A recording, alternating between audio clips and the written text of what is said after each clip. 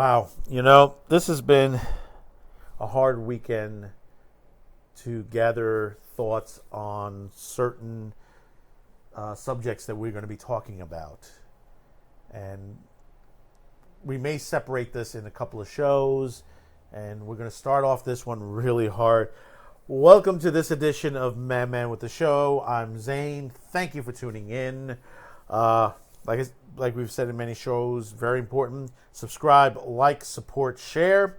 Very important that I always bring this up because we're starting to begin to see from, in fact, one episode I will be talking about this, how the censorship is happening and proof is finally being shown out there. There are people coming forward showing what is going on in Silicon Valley. And, this is important that we get this out to everybody. But let's get into this. Friday, and I made a mistake. Let me refresh myself. I thought we had another week or so before this got released. But Netflix released the Neon Genesis Evangelion TV series, plus the two movies, Life, Death, and the End of Evangelion, which is one of the greatest animes of all time, and I love it. One thing is that I have the VHS version, and I have the ADV DVDs, the Platinum Edition. I will never give those up. Believe me, I love that version. Even though, and I'll say this, and people will hate me, I did enjoy the Netflix version, and I will discuss it in another episode why I liked it.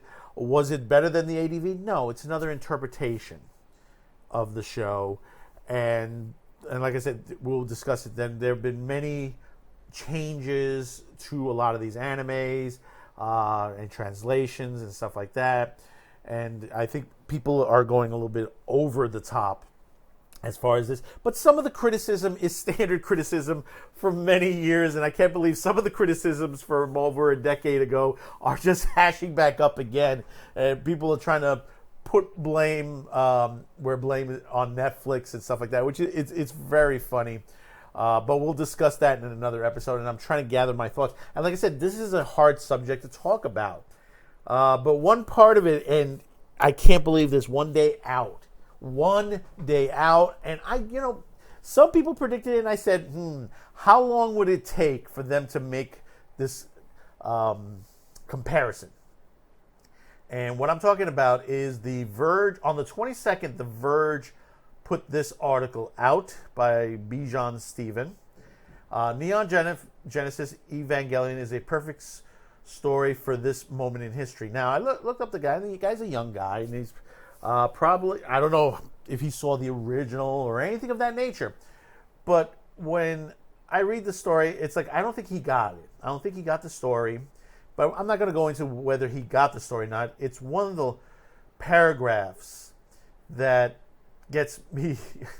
And I know there's another YouTuber that just went through, and he was a bit shocked as well. And he just, one day out, and just literally this came up. And the line goes in the paragraph, currently we're facing our own seemingly intractable but ultimate solvable problems, such much as Shinji faces the angels. Right-wing authoritarianism is on the rise around the globe. Climate change, still unchecked, is beginning to ravage the planet. Economic inequality, more visible than before. Then there are concentration camps in America. The government agency tasked with conducting raids of unsuspecting immigrant families and capturing the ones without the government deems correct paperwork. The president has personally approved this. Things are bad. They're getting almost unstoppably worse. Morally and physically, the world is on the brink of disaster. Did he just make a comparison to Donald Trump being Orange Man bad and Evangelion? Oh my God. I mean, holy crap. Oh my God.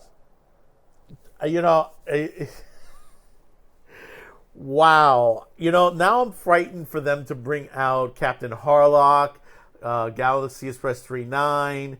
I mean, I'm surprised we didn't get any of this during the Cyborg 009 series when they rehashed that at Netflix, because that one had a lot of dystopian tones. But, oh my God. I mean, talk about not understanding what the movie and the TV series is.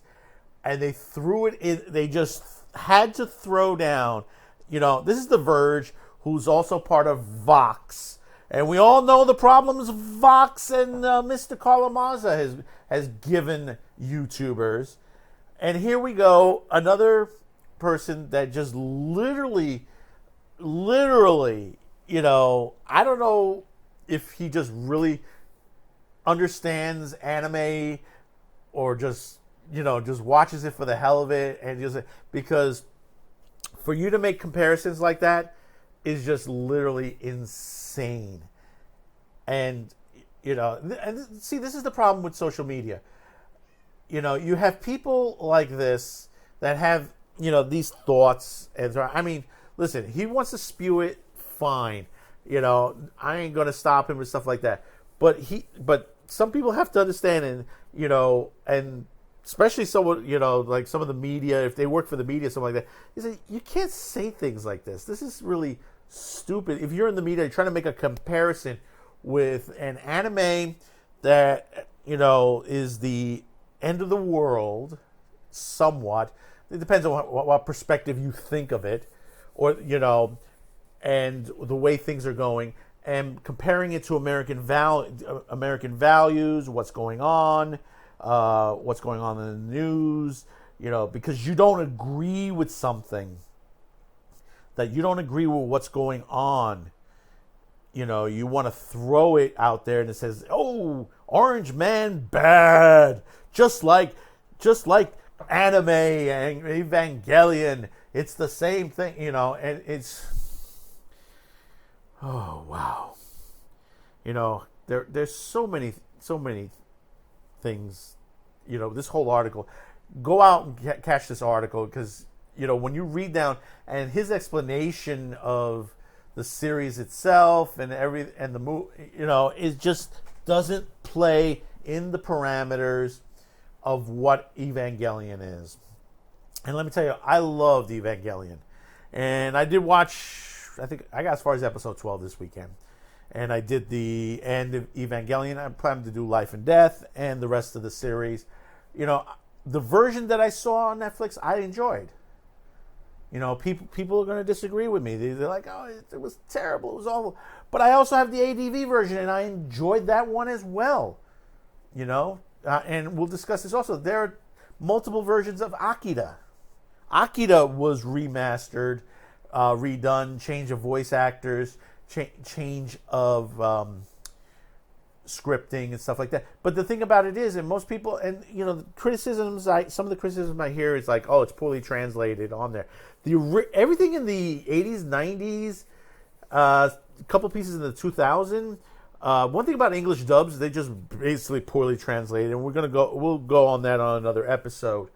And some of the criticism that's out there for Evangelion is the translation, and then of course the Fly Me to the Moon. But the Fly Me to the Moon is a different issue in itself, and we'll discuss that as well. And that might be in the show in itself. I don't even, we haven't decided here yet.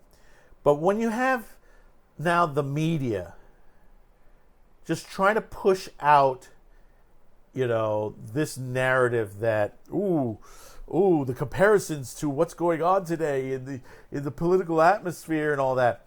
See, this is where, you have the difference between opinionated news and basically actual news. This is an opinionated piece, obviously, and is not a review. They were trying to claim it from the title. He's trying to praise the anime, but yet he just put the anime down because he was trying to make a political connection between the series. Now, understand, if you have not seen the series, and I'm not going to give away, America technically is in the series. They talk about America, China, Germany, and all that. They talk about them, but they're outside of the sphere of where NERV is, which is Japan, Tokyo 3. And, the politics in Japan, they're not really that much the same as America. So I don't know what comparisons he was trying to make. I didn't see anything about illegal immigration. If anything, there was more of an evacuation that was going on in the series, that they were just basically people were leaving Tokyo 3. So I don't know where he got that thought of camps and stuff like that. Were people put into a shelter to protect them from the angels? Yes. It's not a concentration camp, if that's what you were thinking. We'll not go any further on this. I digress. But you, my viewer, tell me what you feel below. Tell me how you feel about this, because this is a ridiculous story. And put that on top, like another YouTuber said, hey, that is about on top the most craziest story. Let's see who can beat this story as far as trying to put politics into this. So comment below. Don't forget we're on mindsandgab.com.